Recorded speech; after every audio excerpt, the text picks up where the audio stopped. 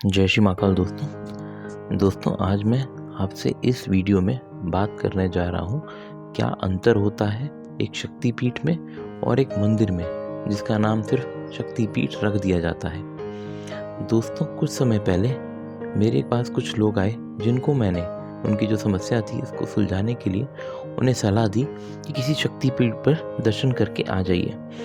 मगर आज की डेट में लोगों को ज़्यादा ज्ञान ना होने के कारण उन्होंने मुझे बोला कि भाई शक्तिपीठ जो है इतनी दूर जाने की ज़रूरत नहीं है, तो 1 घंटे की दूरी है, 2 घंटे की दूरी पर ही है। तो मैं खुद हैरान हुआ कि लोगों को बिल्कुल भी इस चीज़ के बारे में डिफरेंस नहीं पता कि एक नॉर्मल मंदिर और शक्तिपीठ में कितना बड़ा अंतर होता है। इसलिए मैंने समझा और ज़रूरत समझी कि इस बारे में वीडियो बनाई जाए ताकि समझ आ सके इंसान को एक शक्तिपीठ।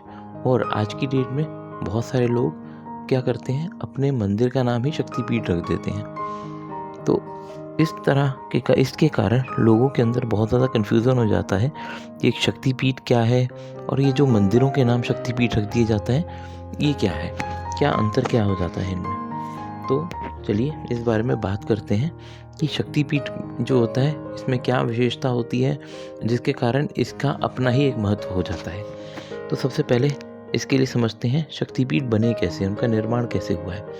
दोस्तों अगर आप समझेंगे तो शक्तिपीठ जो होता है इसका असली नाम जो होता है वो सतीपीठ था, मगर बाद में इसका नाम शक्तिपीठ कर दिया गया। सतीपीठ इसको इसलिए कहा जाता है क्योंकि इन जगहों पे माता सती के जो अंग थे वो गिरे और ऐसी जगहों पे अलग अलग ऊर्जा की स्थापना हुई। ये जो स्थापना थी ये स्वयं शिव जी द्वारा की गई और वहाँ पे एक भैरव जो है उनकी नियुक्ति की गई रक्षा के लिए। तो अब भैरव और माता का अंश इनके होने के कारण इस जगह की जो ऊर्जा है अपने आप ही बहुत ज़्यादा बढ़ जाती है। उसके बाद दोस्तों ऐसे स्थान पर अगर किसी दोष जैसे वास्तु दोष वगैरह की कमी भी हो तब भी जो है उसका जो है प्रभाव बहुत कम हो जाता है, बिल्कुल ही ख़त्म हो जाता है, क्योंकि जो अपने आप जो सिद्धिपीठ है, जो शक्तिपीठ है, उसकी ऊर्जा जो है किसी भी नेगेटिविटी को पूरी तरह ख़त्म कर देती है और सारा माहौल जो है उसको पॉजिटिव बना के रखती है। अब बात करते हैं दोस्तों तो उन मंदिरों की जिनको शक्तिपीठ के नाम से स्थापित कर दिया गया है।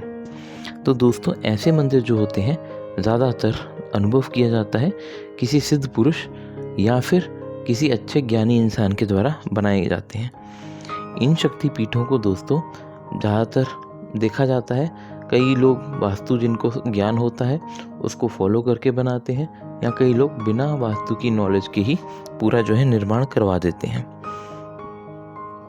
अब दोस्तों जो वहाँ की मूर्ति होती है माता की या किसी भी शक्ति की जो वहाँ पे मूर्ति स्थापित की होती है वो मूर्ति कितनी शक्तिशाली है ये इस चीज़ पर निर्भर करता है कि किस इंसान ने उसको स्थापित किया। बहुत बार ये अनुभव किया जाता है कि वहाँ पे स्थापित की हुई मूर्तियाँ जागृत होती हैं, मगर फिर भी जो शक्तिपीठ की ऊर्जा है उनकी बिल्कुल भी उस ऊर्जा के बराबर जो है ऊर्जा नहीं होती।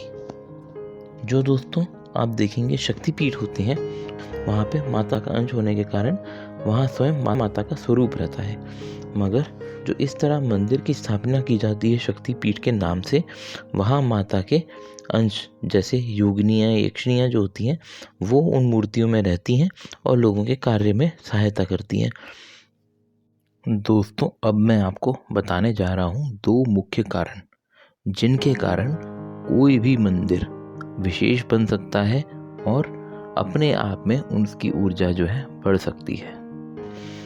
दोस्तों ये मुख्य कारण है पहला समय का मतलब होता है कि कितनी देर पहले ऐसी जगह की स्थापना की गई। दूसरा कि वहाँ पर कितना ज़्यादा पूजा पाठ होता है। दोस्तों जो भी मंदिर की स्थापना की जाती है उस पे ये निर्भर करता है कि उस मंदिर की स्थापना कितनी देर पहले की गई है। अगर मंदिर 100 साल से अधिक पुराना है तो अपने आप ही जो है ऊर्जा उस जगह की बढ़ने लग जाती है, और दूसरी चीज़ जैसे मैंने आपको बताई कि वहाँ कितना पूजा पाठ होता है। पूजा पाठ का मतलब सिर्फ ये नहीं कि आरती वगैरह, वहाँ कितने हवन होते हैं, कितने लोग आके साधनाएं करते हैं, इस पर भी बहुत सारी जो चीज़ें हैं वो निर्भर करती हैं, जिसके कारण जो है उस जगह की ऊर्जा अपने आप बढ़ने लग जाती है।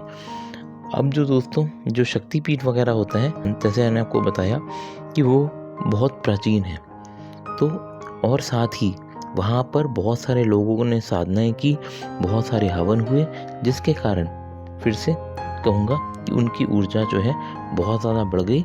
अगर हम उसका कंपैरिजन करेंगे आज के नॉर्मल शक्तिपीठों से, तो वो कहीं पर भी स्टैंड नहीं करते, क्योंकि शक्तिपीठों की ऊर्जा है वो नॉर्मल जो मंदिर जिनका नाम सिर्फ शक्तिपीठ के नाम से स्थापित कर दिया जाता है उसके मुकाबले में बहुत ज़्यादा कम होती है। अभी दोस्तों मैंने आपको बताया था 2 मुख्य कारण जिसके कारण जो मंदिर है वो विशेष बनता है।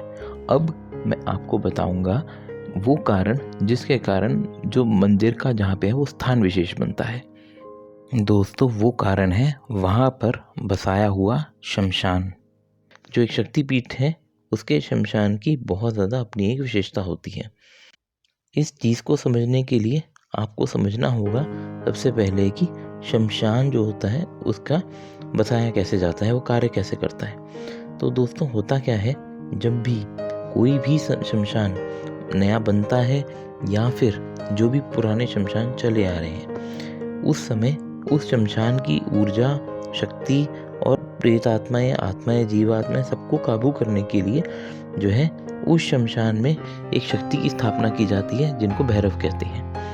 वहाँ पे भैरव और भैरवी जो होते हैं उनका वास होता है, जो वहाँ की सारी ऊर्जाओं को काबू करके रखते हैं। इस कारण जो शमशान होता है वो अपने आप में एक अनोखी शक्ति हो जाता है। अब दोस्तों जहाँ की आत्माएं जो होगी अधिक शक्तिशाली होगी, वहाँ पर जो है जो आप भैरव और भैरवी की स्थापना की जाएगी वो भी अधिक शक्तिशाली होंगे, जिसके कारण वो वहाँ की उस शमशान की ऊर्जा को काबू कर सके। अब दोस्तों जो शक्तिपीठ के शमशान होते हैं वहाँ की आत्माएं माता का अंश और शिवजी के अंश के सानिध्य मिलने के कारण अपने आप ही ज़्यादा शक्तिशाली हो जाती हैं, और साथ ही क्योंकि ऐसी जगहों पर उन्हें अधिक शांति मिल रही होती है, इस कारण वो कहीं और जाना जो है पसंद भी नहीं कर रही होती। तो वहाँ के जो भैरव होते हैं, जो शमशान भैरव होते हैं, वो भी इसी कारण अधिक शक्तिशाली होते हैं, और इसी कारण ये जो शमशान होता है उसकी पॉजिटिविटी भी बहुत ज़्यादा नॉर्मल शमशान से अधिक होती है। ऐसे शमशानों को अधिकतर जो है महाशमशान के नाम से जाना जाता है, और यहाँ पर जो है जिन्हें भी जलाया जाता है उन्हें माना जाता है कि मुक्ति जल्दी मिलती है, और इसका कारण भी यही होता है कि वहाँ पर जो है शांति अधिक होती है, तो इसीलिए अब समझा जाता है कि उनको शांति मिल गई और जल्दी मुक्ति मिल जाएगी। और अब बात करें जो भी नॉर्मल शक्तिपीठ की स्थापना, जैसे अब मंदिर के नाम से शक्तिपीठ की स्थापना कर दी जाती है, वहाँ पर बिल्कुल भी इस तरह की कोई भी चीज़ उपलब्ध नहीं होती, जिसके कारण जो है शमशान की जो पॉजिटिविटी होती है वो भी उस जगह को नहीं मिल पाती, जिसके कारण बहुत ज़्यादा आप देखेंगे कि इसमें दोनों की ऊर्जाओं में अंतर आ जाता है। एक नॉर्मल शक्तिपीठ मतलब कि जिनका नाम शक्तिपीठ के नाम से रख दिया हो, और एक्चुअल में माता के अंग गिरने के कारण जो शक्तिपीठ बने हों, तो ऐसे में बहुत ज़्यादा अंतर आ जाता है। अब आगे समझते हैं दोस्तों, आप एक नॉर्मल आदमी कैसे अंतर जो है अनुभव कर सकता है। तो आप देखेंगे जब भी ऐसी किसी जगह शक्तिपीठ जहाँ पे हो आप जाएंगे, तो मेन जो मूर्ति होती है उसके सामने जाते ही आपके जो भाव होते हैं अपने आप बहुत ज़्यादा बदल जाते हैं। वहाँ पे पॉजिटिविटी ही उतनी होती है कि अपने आप आपके भाव जो है जागृत हो जाते हैं, और ये जो है अनुभव आप किसी भी नॉर्मल शक्तिपीठ में जो है नहीं देखेंगे। जो साधक और यहाँ योगी होते हैं उनका स्पेशली देखा जाता है कि उनका ऐसी जगह पर जाके ध्यान, या फिर जब साधना वगैरह करते हैं तो वहाँ पर उनका ध्यान जो है अधिक लगता है, और वो अच्छे तरीके से अपना जो है साधना जो है कर पाते हैं, जिसके कारण उनको वहाँ पे जल्दी हर कार्य में सिद्धि मिलती है और इसीलिए साधक या योगीगण जो होते हैं ऐसी स्थानों पर जाकर साधना करना अधिक पसंद करते हैं। तो ये था दोस्तों, पूरा मैंने आपको डिटेल में समझा दिया है।